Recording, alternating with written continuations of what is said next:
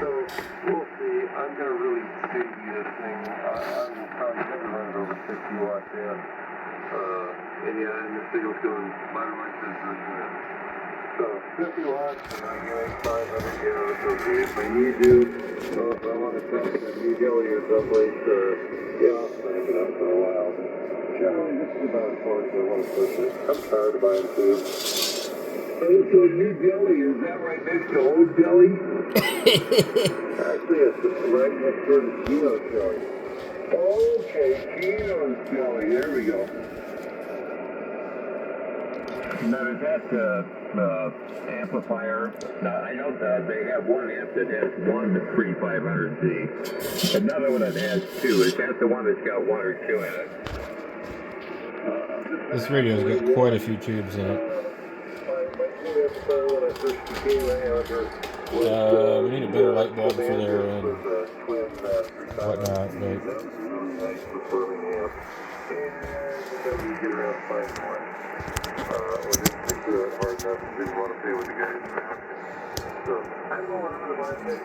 but I've always been a tube guy, I play guitar, I'm a tube guy, so, but I see where the trend is going. I'm sure I'd like to try to get to the transistor level, but yeah, I'm a tube guy. If you look at my chart, you'll see that. Although I have diverged just recently, I'm on the old 30S1 right now, the Collins 4 model. It came with a 4CX 1000. I got the 1500 in it. More cooling, being sort of closer on the 1500. And a big Hawkins power supply. I can put out 2300 watts if I want to with this amplifier. So it coats along 1500, which I'm running right now. I'm running a little Hermes SDR that three of us picked up. We're just playing with them. Going into a little solid state 100 watt amp to give me the 70 to run the 30S1 to a higher power limit. But I'm using old iMacs in my 30S1, and you can't beat the American iMac or some of our manufacturers. They don't do that anymore. They don't even come close. Okay. Yes. Don't stick your hand in that amplifier. Why would I do something that silly? I don't know, but just don't do it, okay? I'll try not to. I certainly don't want to put both hands in at the same time. Roger that, yeah. Take care there. Thank you for the tidbit there. I appreciate that.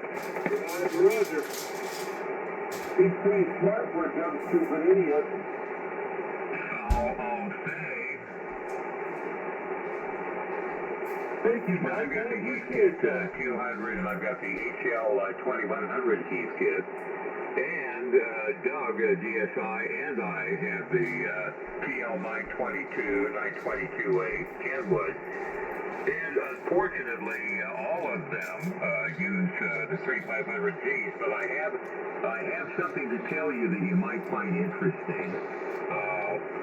That might help solve your problem. If you'd like me to run that by you on what you can use in that amplifier in lieu of a 3500Z. Well, being a fishing guide, I'll bite. Okay, write this down. I know you've heard of them. These are used in broadcast stations 24/7, 365 days a year, on all the time. It is a commercial transmitting tube. And that is the 4-400 Alpha. And there are several new old stock, which I would recommend.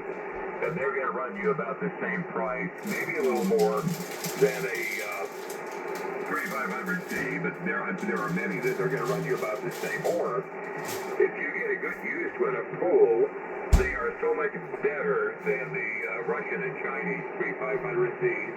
I would be willing to bet you bottom dollar that if you got a used 80s, 90% 98% full output 4-400, it would last better and more satisfactory than any 3500Z you'll ever find. Doug decided to do that. But Doug, give him a testimonial. You're going to run a little bit with slower with that. If you run 100 to 150 watts less than what the 3500Z are going to do. But in the case of one, maybe 80, 90, 100 watts, nobody's going to know the difference. Doug, give him the testimonials. Tell him when you put those in, they work new tubes, and how you feel about that. W7DSI, W7MBR, and I did the same thing on my 922. Go ahead, Doug. Roger. Yeah, I bought two of those 4-400As and replaced, I lost the one of the 3500Vs. This Timberland has two 3500, 3500Vs. And I lost one of them. And I was only getting, I was running it on one tube for a while. I was only getting about 300 watts out. I found two of those 4-400As. They weren't brand new, but they were in real good shape. I paid $200 for two of those, and I put them in this amp. I did have to make a modification, though. Dave helped me with that mod to run these in this amplifier.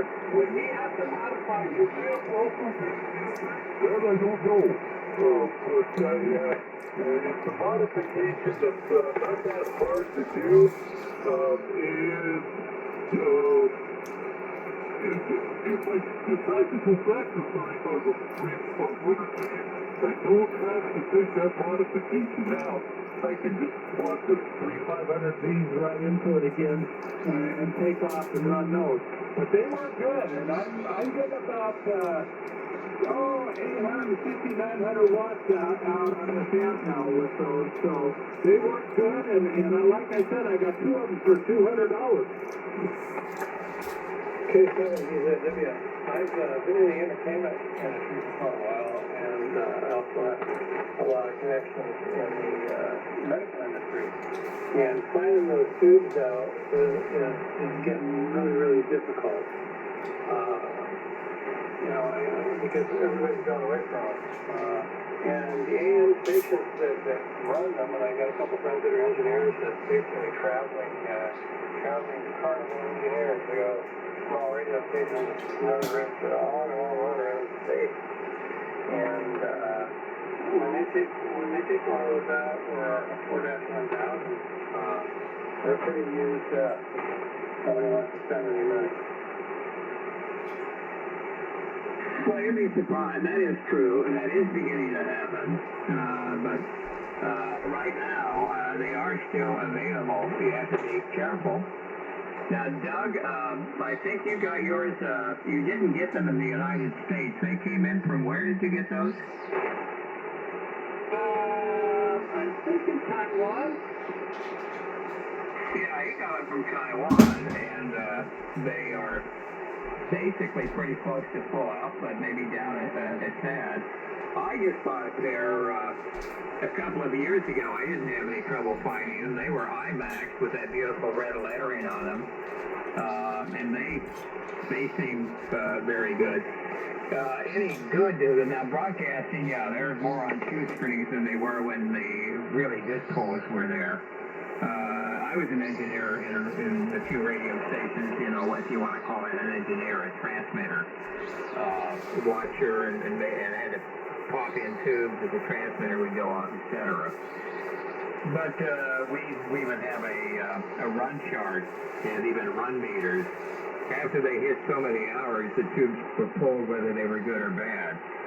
So a lot of the tubes were very good. I still have a few from some of the stations, and managers were just going to throw them away, so I took them. And I've got a pair in my 922A from that are probably 25 or 30, 35, 40 years old. So they are available right now. You have to be careful when you buy them. And there are some new old stocks, and you can get those sometimes for around $350, about the same price as the 3500Z. But the whole thing of it is, even if you get one that's down slightly, like I said, they're for broadcast use. These are crappy Chinese tubes. I still don't believe anybody has a decent one. I wouldn't buy one. I would not buy a 3500C that's on the market now. RF Parts, DX Engineering, the Taylors, or any of them. You couldn't give me a pair of them. You can give me a pair of 20-year-olds. Stipulation that I can send them back if they're not any good. And I'll take those in a heartbeat. I wouldn't be too worried about that just yet, but that time is coming, Steve.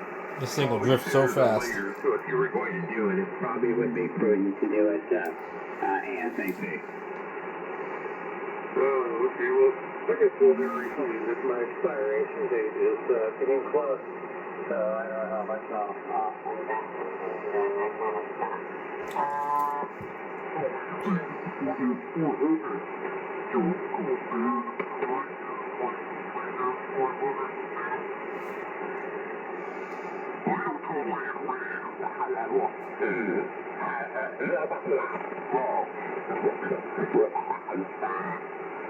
I've been doing tubes all of my life. Now, maybe if the tube is, I mean, if you're not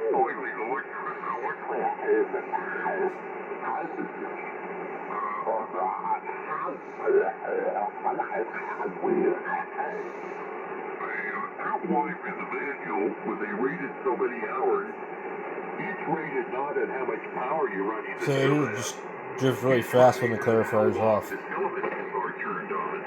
That is what the tube is, and it's rated for 20,000 hours. That's 20,000 hours of filament runtime. And that is what eventually wears out is the emission from the cathode or the filament circuit.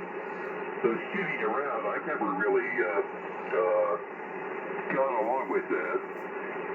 I'm not sure what kind of material they're using, so maybe there's something to say, and I'm not speaking with real authority on the Chinese tube city. Yes, I've got 4-400As. I've got the new old stock. I got out of broadcasting 40-some years ago. I still have them, and I just popped, I rotate. I just popped a pair in another pair in my 922A in their full output. They haven't deteriorated at all, so that is my answer. Take it or leave it on tube fitting. I've got boxes of tubes, 6146s. They don't go bad fitting.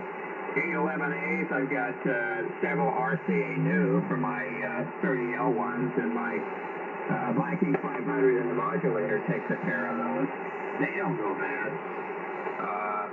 Your 813s that I use in my ART13 B29 transmitter, they've been sitting around since the 40s, and they're still good. All my miniatures like the 12AX7s and 6V6s, etc., they don't go bad fitting. I'm an audiophile, and I collect vintage audio. I've got the KT88 and 6550, an expensive tube. I've had those sitting on the shelf for 25 years. They're good. K7B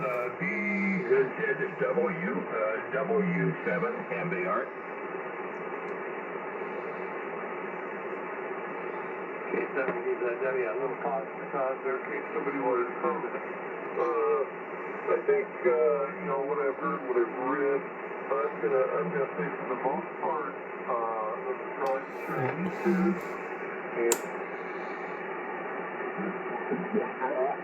and they also leak, and I think the leaking is probably the big deal. If they were leaking because they aren't sealed, and I can believe that. I can believe that, and I wouldn't doubt that on the Chinese tubes. That's why I said I wasn't going to touch the Chinese tubes with a pole. I don't like them. I wouldn't get one, and I would not be surprised that they do leak. I have never seen an IMAX tube leak, ever. Ever, and I've replaced so many of those over the years. Never seen a 4-1000 leak, or a 250 or a 125. Never seen them leak. Chinese tubes, I wouldn't be surprised. Alpha Echo 7, Juliet Echo, lifting on the side. Well, can't we get our money back from China? No, after we get into nuclear war with them, then we can go over there and pick up whatever we want, huh? Well, how come they can come here and buy land, but we can't go there and buy land? Talk about that, do we? How come we buy their 3500Zs? How come we have gotten that naive? And they keep doing bad, and yet people still buy. Well, because they're only ones that you can get them from now. And you can't buy them from Russia. You're stuck with, they are crap. I wouldn't buy one. I wouldn't have one.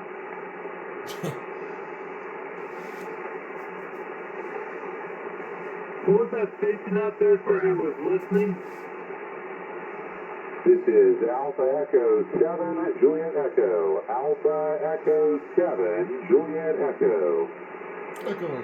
Good.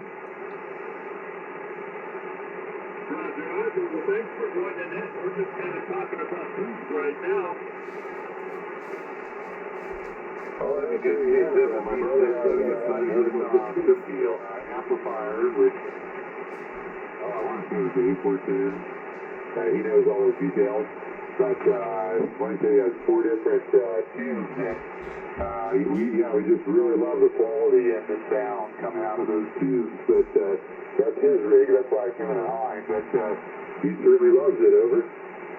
Roger that. Hey, Dave, you catch that guy out there? And I got, well, all I got written down was Alpha Echo 7. Alpha Echo 7 GE I have. What tubes were you talking about, and where were they made? I didn't catch that. Okay, that's my brother's amplifier, AL811. AL811, and an Americon amplifier. Yeah. 811 each, I believe. And yes, he recently got out. We finally have a HF rig and the amplifier. I'm actually just using a friend's machine. He lets me run remote out of Spokane, Washington. This is on a wire antenna, and that's a CP17 remote. But my brother, who has the Icon 7300 and the amplifier, he is Alpha Charlie 7 Whiskey Hotel. He doesn't have it on at the moment. Just trying to figure out a way to set things up where we don't get wet and rain. Over. What were you saying? He had the 811. They're usually called 811As. Maybe they mark them a little differently. There are 2 different types of 811As. One for audio, and the Chinese were more RF, but the Russian 811As were more audio. You had to be careful. You get the wrong tube. The weight dissipation is lower on the Russian, which I don't think you can get anymore. You see that line and things like that. The 811As are a little bit different story than the 3500Gs. They were a little better from China, a little less likely. However, the early 811As, if you put them in an amplifier where the tubes were mounted horizontally, like the Collins 3001 or the Heathkit SP200, the elements were short, but they finally took care of that problem, so they were kind of crap at the first. The one in particular that I don't like is the 3500Z from China. Even the Russian 3500Zs were better in my opinion. It's not just my opinion, it's the opinion of anybody that plays with tubes on a regular basis. Anyway, that was just my thought. I will shut up. I don't think I'm making friends talking this way, but I stand behind that. I wouldn't own a pair of Chinese. I've already said this 1,000 times. I won't repeat it again. Wouldn't have a pair in my shack. I would modify my radios to the 4-400s, which I recommended W, and he's perfectly happy with them. I doubt they ever wear out. Hey, Doug, how much power you get those kids? Well, it's about 850 watts. And what's your input? I put unwanted. Oh, that's a lot of drive. Yeah, but, it's working. Yes, now the issue is kind of through the echo with that. I mean, comment if I may, but it's just step on someone. Who is it? Yeah, I just want to know if any of you gentlemen ever had a MFJ dummy load that was free out of the box. I never did. I've only found one dummy load that looks like a paint can. Put that transformer oil in it. That's been good for me for years.